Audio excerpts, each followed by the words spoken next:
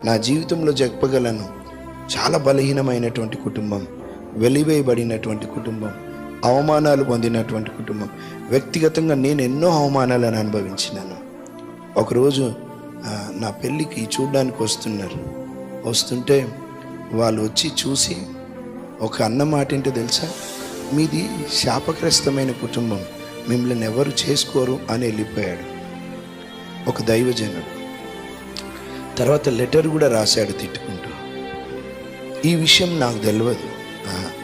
మా అమ్మ నాయనతో మాట్లాడాడు ఆయన. అట్లా ఒకరోజు సాయంత్రం టీ తాగుతూ సోల్మన్ దగ్గరికి రారా అంటే పోయినా.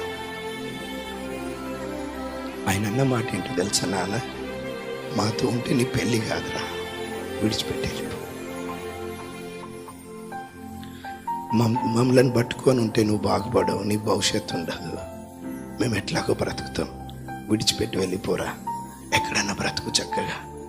బలహీనమైన కుటుంబం. But God is good. దేవుడు నమ్మదగినవాడు. బలహీనులను బలపరిచి ఎన్నుకొని తన మహిమ కొరకు నిలబెట్టుకునేవాడు ఆయన. ప్రభుకి మహిమ కలుగును గాక. మీ బ్యాక్గ్రౌండ్కి వెళ్ళండి, ఇట్లాంటి పరిస్థితి ఉండకపోవచ్చు, కానీ ఒక్కొక్కరికి ఒక్కొక్క రకమైనటువంటి background. But God has chosen us. బలహీనులను తీసుకొని ప్రభు నామమున